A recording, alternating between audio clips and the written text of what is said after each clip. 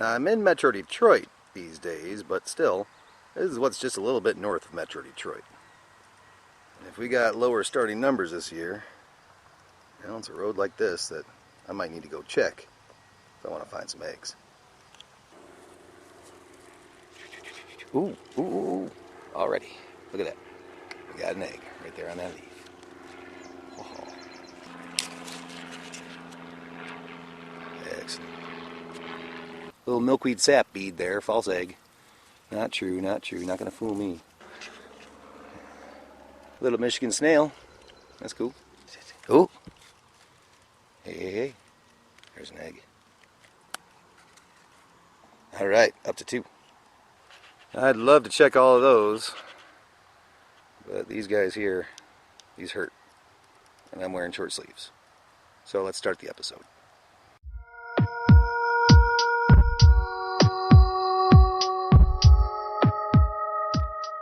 Hi, I'm Rich Lund, out here in, what milkweed sources I can find these days. And I got a question for you. How many monarchs do you hope to raise this season?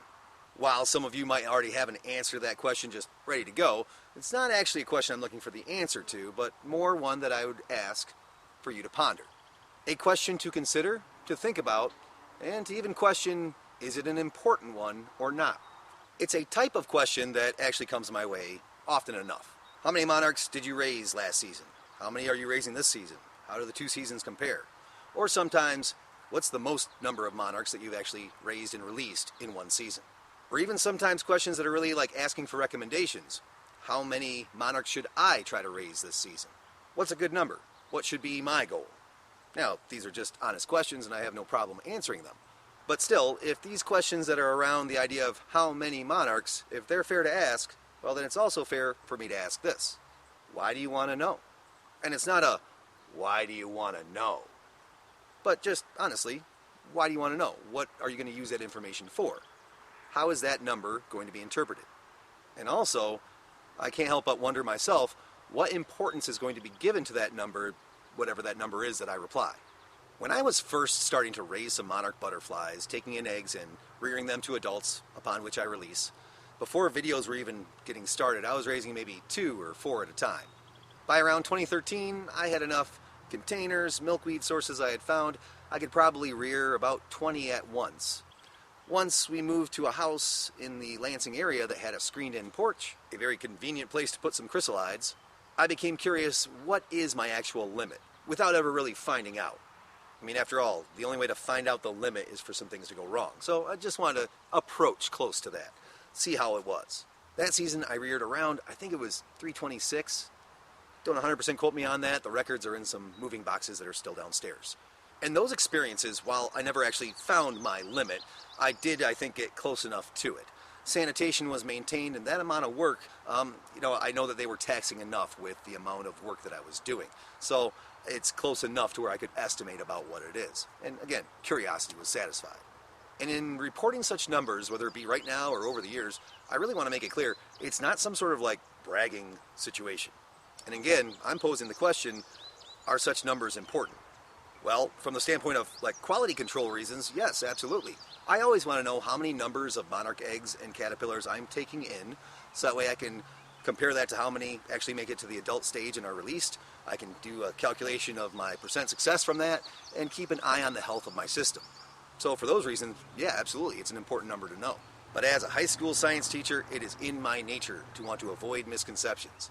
And I would never want those numbers to be given some sort of overly important status that they don't really need to have. Each year, it can be just as satisfying to me to raise 20 as it can be to raise 80, as long as I keep something pretty important in mind. In the raising of monarchs, it's always important to remember it's quality over quantity. If we have chosen to take on the responsibility of acquiring an egg from nature, even if nature is just our backyard milkweed, we've taken it in, we've made a deal with nature that we're going to help increase that egg's chances of making it through the life stages all the way to an adult stage, upon which our deal with nature is done and we release. These are not pets. And what's always in focus for me is, can I do my best at fulfilling my end of that deal? Can I do my best for that individual? Having moved and now in a more urban setting, though maybe right now you can't tell, I've kind of had to restart. As far as my milkweed supply, I've had to restart a home stock supply, along with finding new areas that are readily available for me to collect some reliable milkweed. I can tell from experience, just estimating, but probably 30 monarchs at once right now would a bit push my limits. And 80 in an entire season, that might be a number that would really be taxing. And by taxing, I mean, well, beyond that number, I do think some quality control would start to slip. There are the constraints of reality that we all have to deal with. I'd have to find more fresh supplies of milkweed. Not just trying to make sure that no caterpillars, go dead during this process, but trying to ensure that they always have the freshest food that I can provide. And here in the urban setting, I've got to definitely make sure that I'm rinsing those leaves because of pesticides, and I'm doing that anyway with bleach treatment for OE parasites. But still, that's time consuming. I got to make sure that I'm avoiding overcrowding, which again, I got enough containers and outdoor materials from previous seasons, I'm okay there. But I want to make sure to not stress that situation, so that way I can provide the least stressful, best conditions for the individuals I've taken in. That's first. Quality over how many I can actually have go through this process. Quality over quantity. So feeling that 80, I'm not trying to even get close to that number, and 100 is not a number that I myself right now should be striving for. Last year, for those curious, in 2023, I reared 52 monarchs. Treat that number, I guess, how you wish. But our numbers, mine, yours, somebody else in the comments section, they're all relative. They're relative, I hope, to how many resources we have available to us to be able to rear responsibly the monarch eggs and caterpillars that we take in. In the rearing of monarchs, it's quality, their health, over quantity, numbers. And now truly, it is kind of ripe time to have this conversation. Why? Well, brace yourself. What if I told you the number of monarchs that you could rear in a season was 10? Now, at the time of making and publication of this video, the number's not 10, but imagine with me if you will. Why 10? Well, that's a number that has been considered as a possible legal limit that could be placed on the taking in of monarch eggs, caterpillars, and for that matter, chrysalides too. And did you notice that I said the words considered, possible, could be, all in one sentence? Well, that's because none of this is definite, at least not at this time. But this does touch on the idea, what if the monarch were listed under the U.S. Endangered Species Act? While talk about the monarch being placed on there has swung kind of back and forth, increased and decreased over the last decade, currently a listing under the ESA has yet to occur. But in the discussions that have ebbed and flowed, and when it was closest to maybe getting on there, well, some were advocating for a 100% hands-off situation for anybody in the public to be taking in eggs. Some monarch conservation groups were also advocating that citizens should still be able to collect perhaps a number of 100 or 50. Different numbers were thrown out. But the most common one that was coming up, that was being discussed, was 10. Now, if such a listing happened, could there be permits for certain people like school teachers to take in more than 10? I don't know. Would that be 10 per individual or 10 per household? I don't know. How would milkweed be treated in your backyard? Would that be protected habitat? Could you mow your milkweed in your lawn if it was popping up where you didn't want it? I don't know. All these questions are intriguing, but until such a listing actually ever happens, I don't have those answers, and I don't know that anybody does. So 10 is a number to consider and prepare for. And if you don't like the number 10, well, if you haven't heard yet, those in California may have been rolling their eyes to certain parts of this episode, and for understandable reasons.